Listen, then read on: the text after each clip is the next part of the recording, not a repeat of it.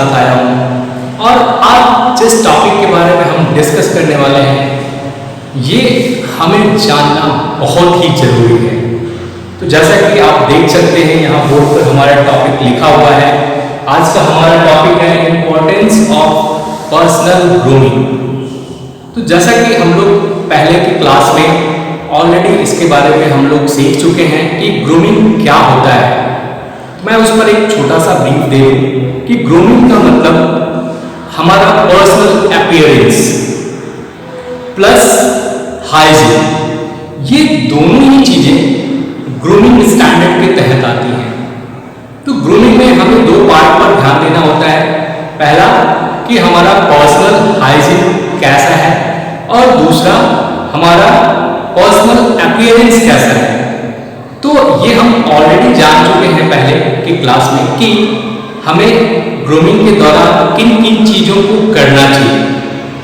But आज हम ये जानने वाले हैं कि जो ग्रूमिंग हम करते हैं आखिर इस ग्रूमिंग की जरूरत क्या है, इसका क्या महत्व है। तो ये बहुत ही इंपॉर्टेंट है कि हम जानें कि what is the importance of personal grooming.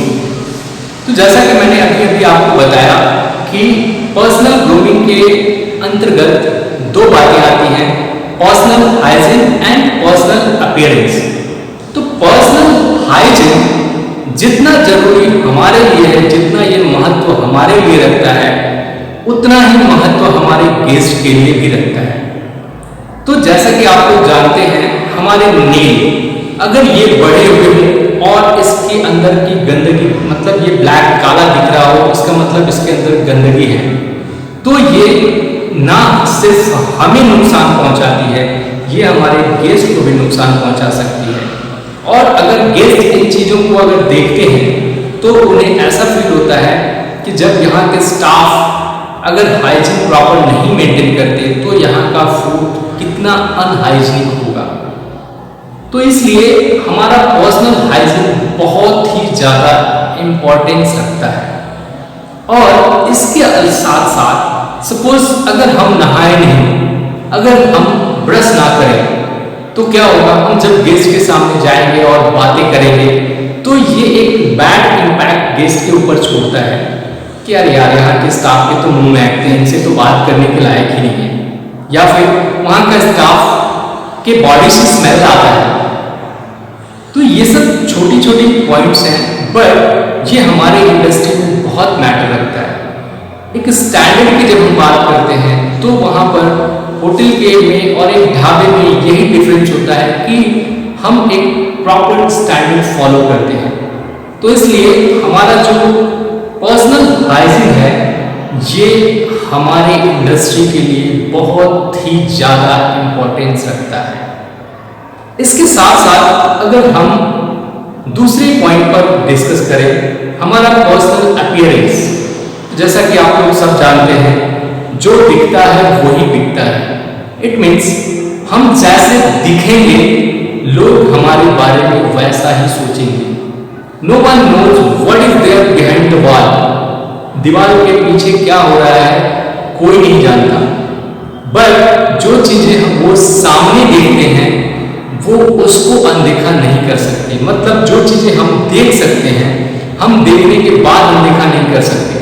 तो हमारा जो पर्सनल अपीयरेंस है, this is which is the things which can be seen by the guest. हमारे जो गेस्ट है जब वो वहाँ आते हैं तो हमसे मिलने के दौरान वो हमारा पर्सनल अपीयरेंस को अच्छे से देखते हैं और ये जो है एक फर्स्ट इंप्रेशन क्रिएट करता है हमारे गेस्ट के सामने।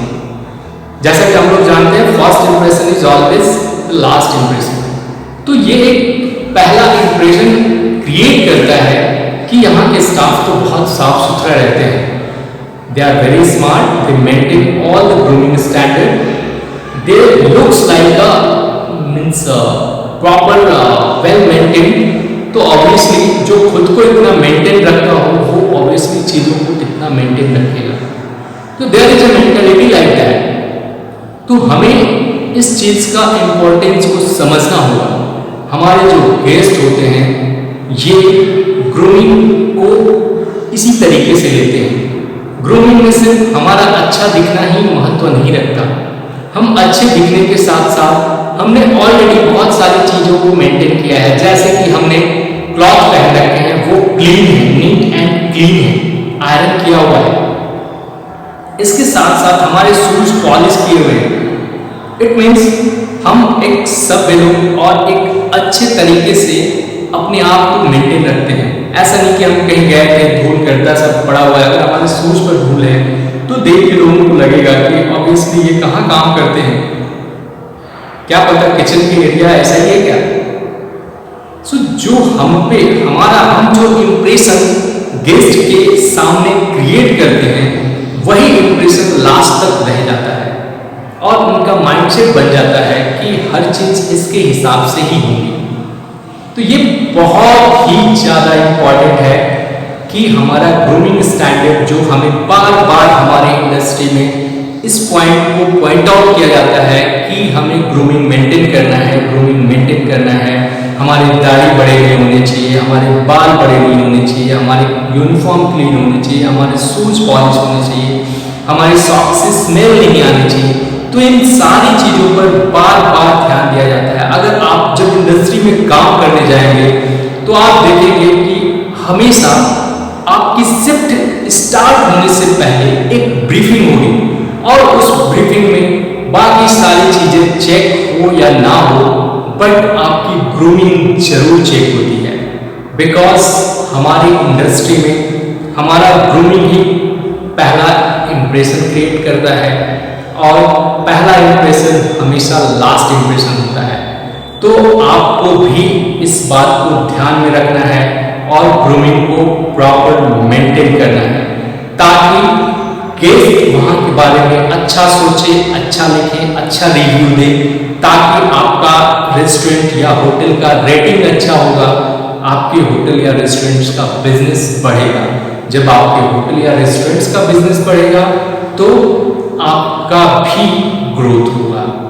तो आई होप आप समझ पाए होंगे कि जिस ग्रूमिंग के बारे में बार बार हमें बोला जाता है, उस ग्रूमिंग का हमारे लाइफ में या हमारे इंडस्ट्री में क्या इम्पोर्टेंस है।